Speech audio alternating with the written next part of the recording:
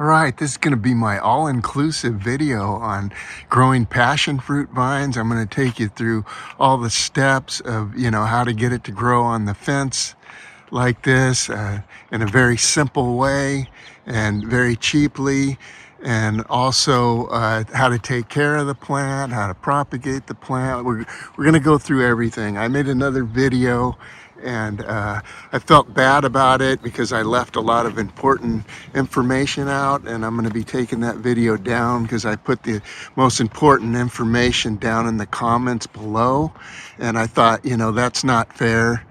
I don't always read the comments down below. So if you miss the most important information in this video, it's because you didn't watch the whole video, and that's going to be on you, not me. So my conscience will be clear on this one.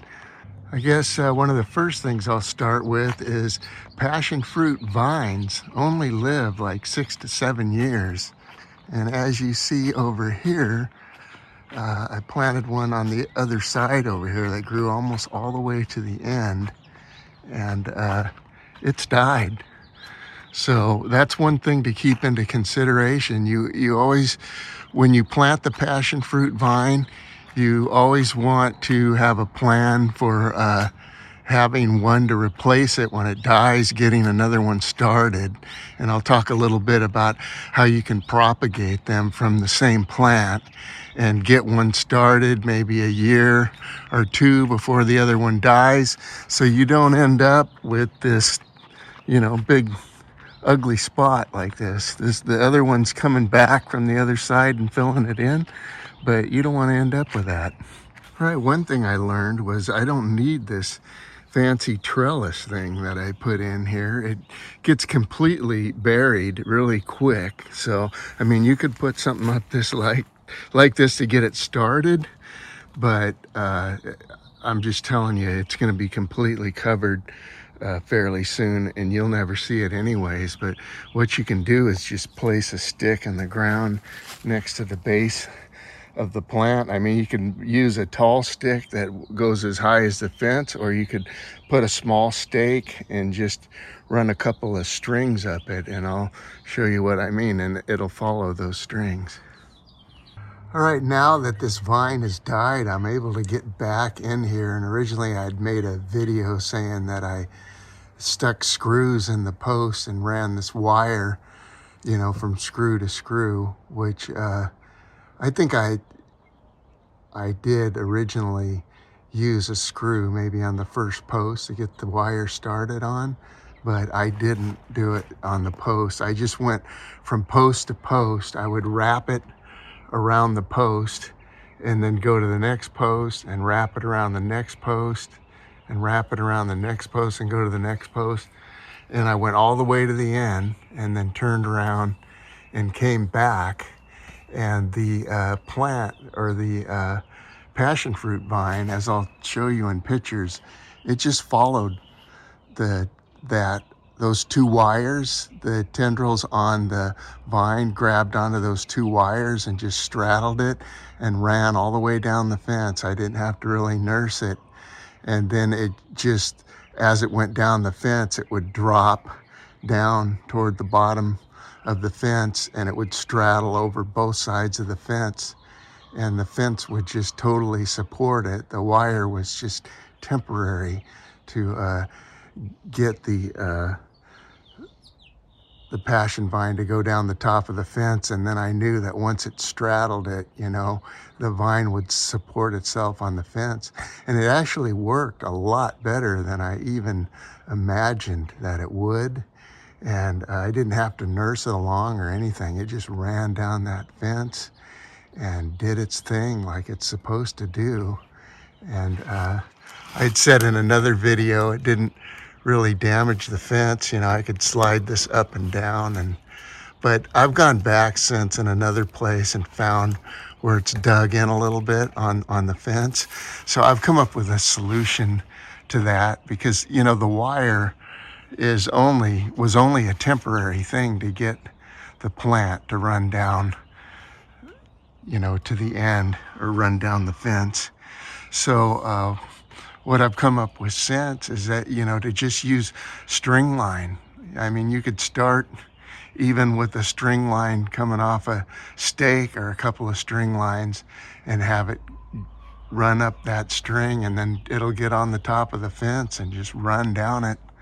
And it's, you know, very easy to do, doesn't cost much money. I'll put an affiliate link to the string that you use. It's basically the string. You may already have some that both carpenters and masons use, and some gardeners use it, but it's only like $6 and something for the string, and you could do the whole job with that, and it'll just look amazing. You could put it on a vinyl fence or a wood fence, but I'll demonstrate to you on a part of the front fence that does not have the passion vine on it, just so you can see exactly how that's done.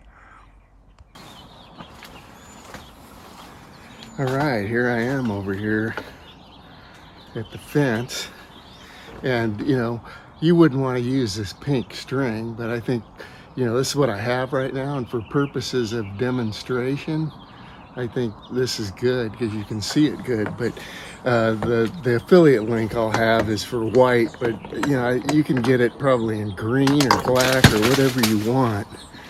But and you could do a different tie than I do, but basically carpenters and masons, they'll just take the end of it like this, and they'll just, you know, they just take it and just do a simple pull through knot,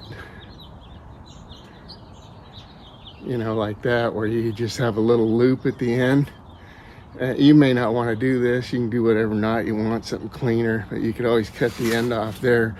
But that creates a slip knot where you can just put this through, poke that through the loop, and so you have this here where it'll just cinch down as you pull on it. You'll have a slip knot at the end. So I'll just go over here, put it around the post, the first post, and then pull that tight, and then go to the next post, wrap the string around the post, and then you would just go on from there and keep going. Go to the next post, and then the next post. You know, I went for 60 feet, but for purposes of this, I'll show you if this was the end post, you just come back around, come down to this one, loop it around again, and then start going back the other way and loop it and keep going down to the end until you finish at the end and tie it off. And you'll have these two strings all the way down, and the passion fruit vine will just, the tendrils will just grab onto that, and it'll straddle that back and forth and create its own little support system on the top rail of the fence.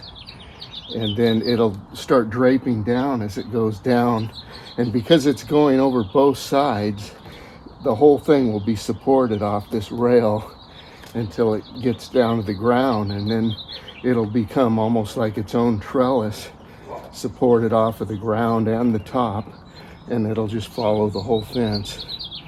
But it's very simple, you know, costs you $6 and something for the string, and you can do it in a matter of minutes instead of spending making a day project out of it and buying a bunch of different stuff like cow panels or trellises to hold to the fence. So anyways, and you know, ultimately these strings will not even be used. I mean, you could go in there and cut them off, but they get buried and you don't even see them. So that's basically it. And I'll also show you how to get your next plant started from cuttings.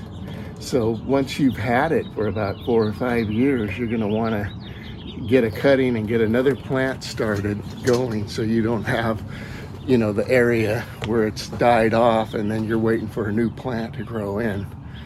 So anyways, I hope this is helpful to you. I want to show you how easy this is. This is the cutting off of the passion fruit vine, and you just take it and cut off all the leaves down here. All right, the video I saw said to leave, just cut off 2 of them at the bottom, or 1 of them at the bottom, and leave it. But you know, I think I'd like to leave a couple of them because you know, more opportunities for roots, and I'll root it down even further. And then the guy said to just cut off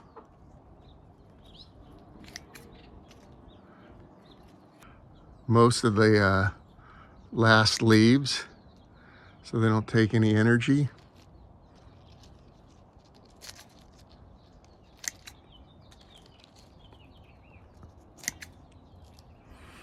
I don't even think he had the end on there.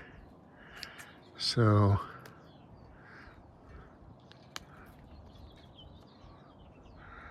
it's down to nothing, and then you just drop it into a jar like that. And then I want to show you what I did, the same similar thing with these tomato plants like 2 weeks ago. And you can see the roots growing off of that. I got a new tomato plant. Well, you'll get the same thing from this. But I'm going to link a video, the video that I saw on this from this guy, because he did a much better job on it than I did, and explaining it. And he also did a test where he took, I believe, 5 of them and dipped the end in rooting hormone, and then stuck it down into the soil. And then he took, I think, 5 of them and put them in water like this, like I'm doing. And I think the ones in the water, if I remember correctly, had like 100% success rate on the rooting. But the ones that were stuck in the soil, the potting mix, they didn't have 100% success rate, but the ones that survived were bigger and healthier than the ones that were in the water. So anyways, I'll link that down below along with the affiliate link to the string. So the bottom line is it's easy to grow. Just put it in the natural native soil. Dig a hole the size of the container that it's in, put it in the natural dirt, and then fill the natural dirt back in, nothing else with it. And then all it needs is just mulch on the top. And I would water it maybe once a week. And that's it, you know, even less in wintertime once it gets going.